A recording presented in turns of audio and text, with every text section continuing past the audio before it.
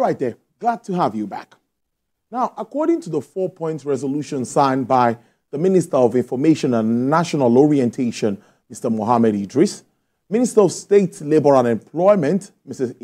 Nkeiruka Onyejeocha, NLC President, Comrade Ajaero, and TUC President, Comrade Festus Osifo, the federal government is committed, as according to that document, yes, to paying a minimum wage that is higher than 60,000 naira. Now, the resolution stated that the tripartite committee is to meet every day for the next week to arrive at an agreeable national minimum wage. Well, let's get talking again. Well, on the first half of the show, we looked at the economic implications and all of that.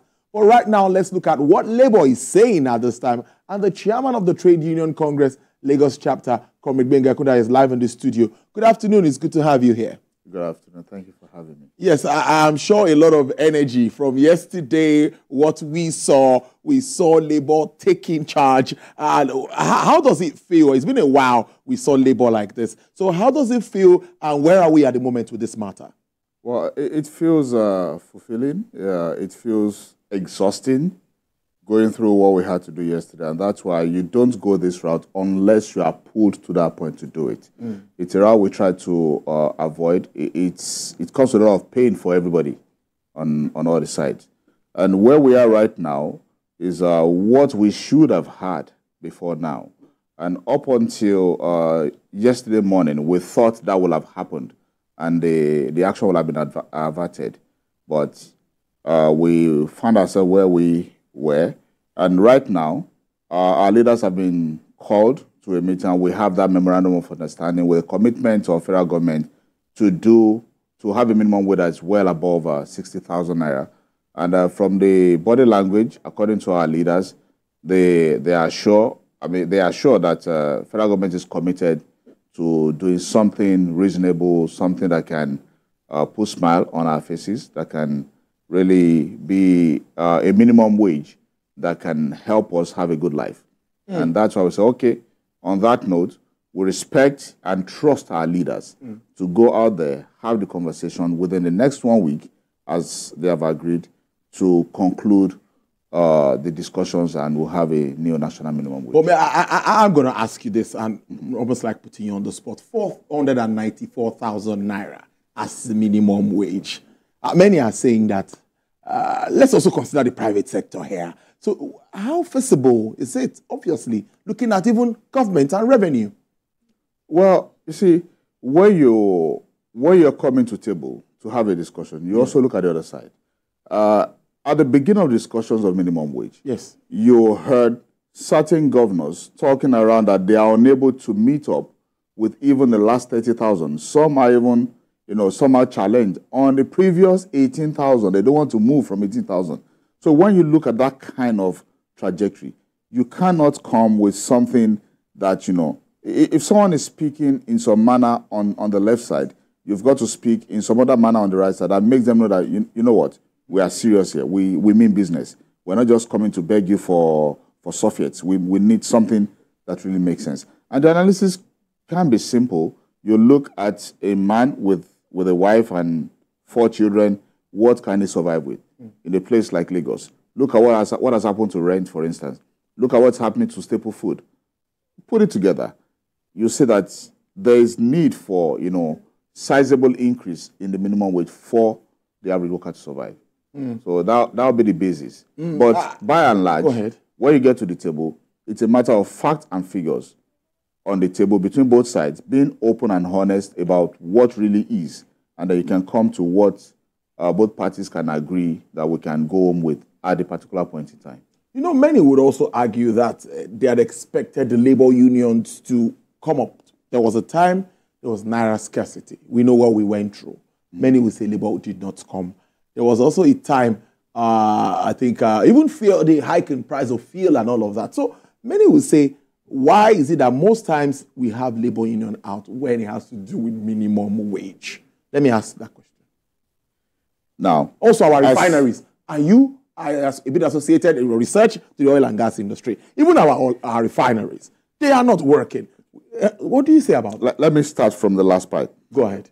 If we follow the trend in recent times, you'll find our leaders even visiting the refineries, ascertaining the level of work on the refineries, where we are, what can happen.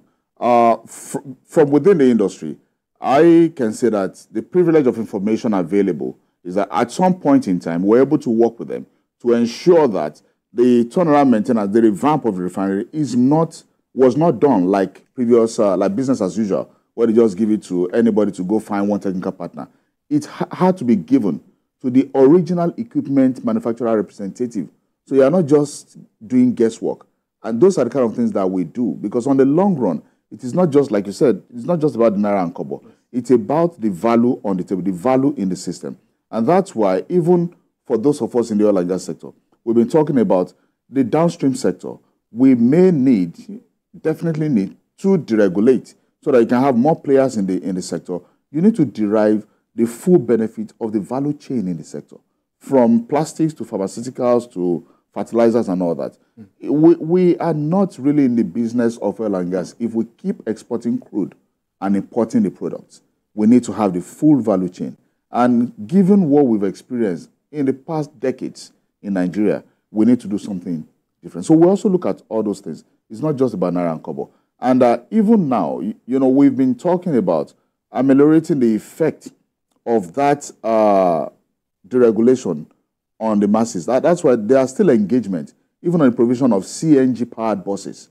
The conversion of vehicles from petrol to CNG and all that. So it's a whole lot of things that we're talking about. Even as we're speaking, we're engaging different quarters, even on mortgage provision for workers. We're engaging even on health insurance for workers, on what happens to retirees and all that. It's a plethora of issues, and we are not dropping ball on any of them. It's just that when we engage at different quarters, you may not always find those things in the news. You may not always find us talking about it. But when it comes to, people surviving, and there's a lot of pressure from our members. Imagine someone who used to go to work will spend about 1,000 naira to go to work and back, and now they're spending between 3,000 and 4,000, and then you still expect them to be on the same old salary. How do they do it? Someone who used to buy a crate of egg for the family at 1,300, now it's about 4,000 naira. So those are the realities of our time, and members are actually calling the leaders out, complaining, and there's a lot going on. So at a point like this, that you're now discussing with government, and when we see the things that go on with the kind of the way government spends on different things, you remember the prayer of late last year, Senate President sending prayers to the account of senators, and then that wasn't proven. Was it proven? Well, I think it was allegation. It was on the camera. Yeah. And then early this year, up to the suspension of Senator Nengi, constituency projects. When you hear those kind of figures, and then people are, going to bed on empty belly, they are crying. It's difficult for you to come to the table and they're saying there's no money. How do you say there's no money? When you're spending 40 billion naira to revamp the residence of Vice President, when you're spending 90 billion naira on Hajj, these things look like misplacement of priorities. The workers that are all the wheel of the economy, you're saying there's no money to pay them, but there's money to do all these other things. There's money to buy over 100 billion naira SUV for... I'm a journalist, but according to them, 494,000 naira, anyway, many have said that. They say it's about 9.5 trillion naira annually. That's almost half of our budget. But let me ask you this question. Are you one of those that supported removal of subsidy? If you did, do you think that government was a bit prepared for the fallout of subsidy removal? I think since about 2015, I have been an advocate of deregulation, because there was a turning point for me, speaking with the captains of the industry, and we talked about, you cannot continue to complain about what happens in Niger Delta, the unrest that we have. What could have been done is to have refineries, and the boys will be gainfully engaged, and their lives can actually make meaning. Then you take the boys off the street.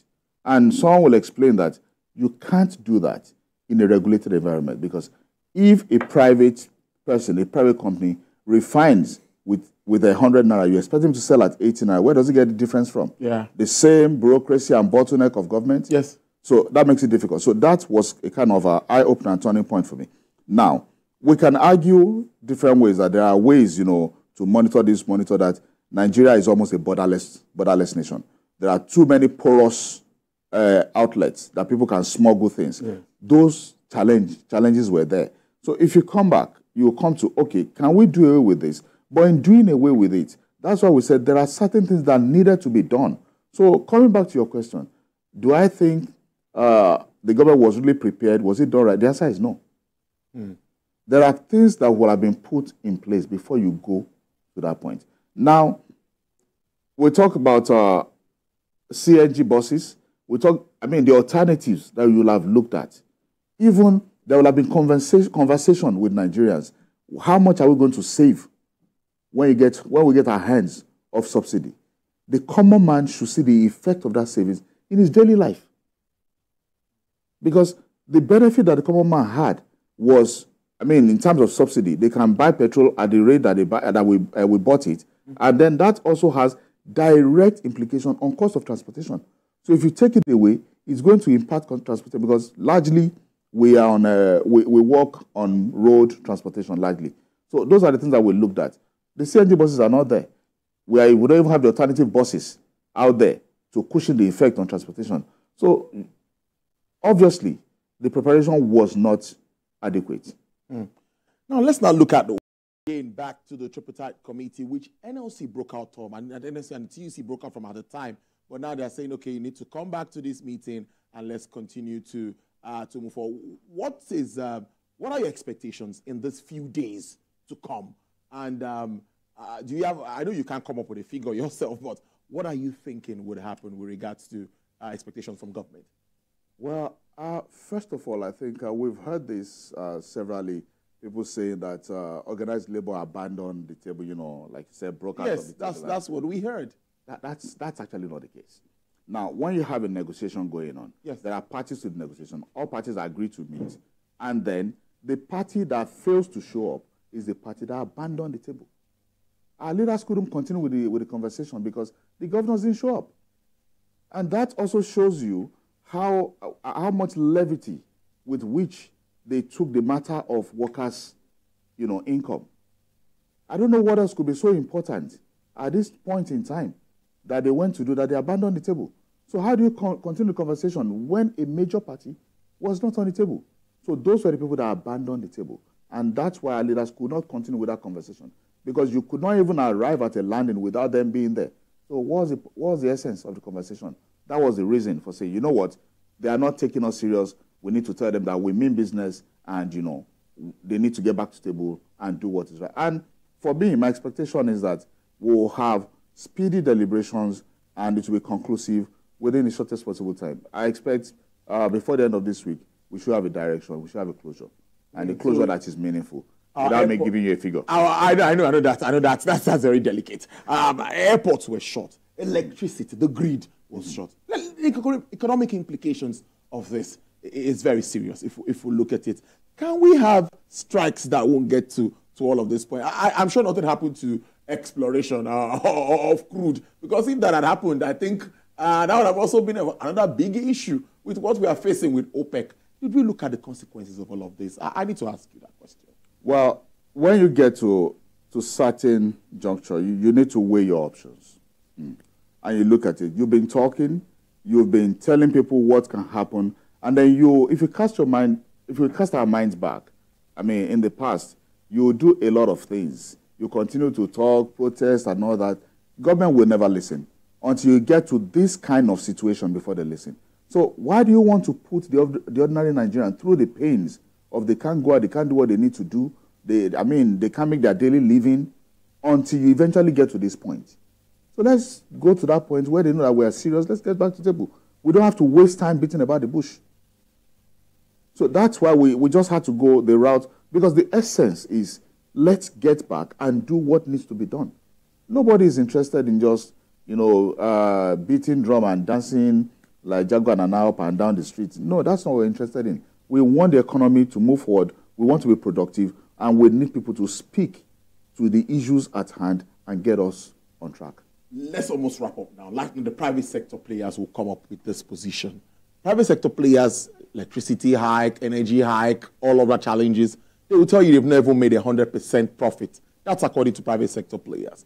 Already, government is saying we've given 100% increase. That's 60,000. Labour says this is unacceptable. So, but in all of this, are we also considering these companies? Many of them are leaving the country, and they also provide jobs for us. So what's the take with regards to the position of the private sector with Labour? You know, I think right now the economy is generally challenging for everybody, including the companies. We recognize that and appreciate that. We're also in discussions with our employers. Okay. Whatever we can collaborate, whatever we can be more creative, and we keep talking to our members, not just with the employers, even for all of us as a nation, we need to be more productive than ever before.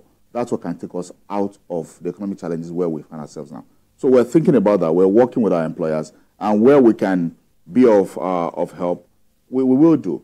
But one thing we need to understand is that the ordinary worker that will come to work needs to be in a stable state of mind so that things don't get out of hand. And how can you be in a stable state of mind when you can't even manage your home front because the fund that you have can't even get anything done?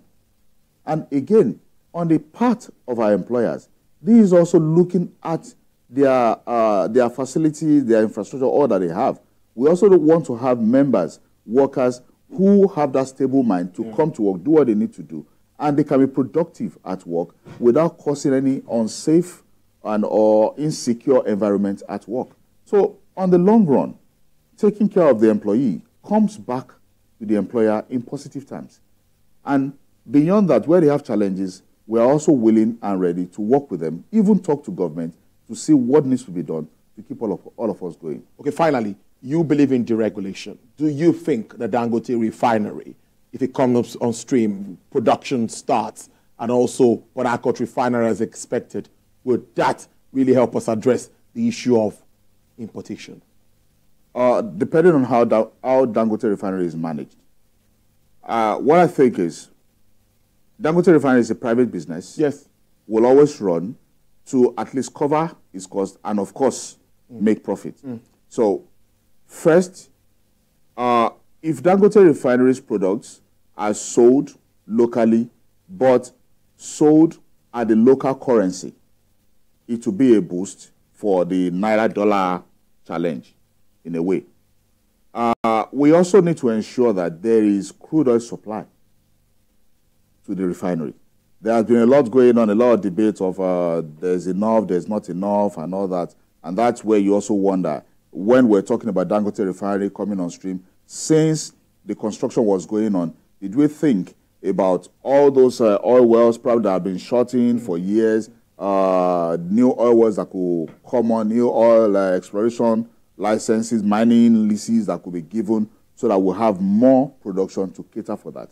Those are things that should have been worked. But that being the case, it's not too late. We can go back and look at a lot of the wells, in the field, that are not really producing optimally. We need to start to rework them. Go back to those oil well work activities to bring up more crude, because we have our commitment to OPEC, and you cannot go back on that commitment. So we need to feed Dangote refinery and every other, modular refineries and all that. If we can do that, beyond the products that we know, the petrol, the diesel that we always, cry about, the value chain of that sector will help the economy. It's a sector to really, take care of. I must tell you, it was an interesting conversation with you. Comrade Gbenga Ekundayo is the chairman of a trade union congress at Lagos State chapter. Thank you so much. I wish you all the best. Thank you so much. Thank you. I hope to have you again to assess all of this when we finally get a figure. No problem. We're here. All right.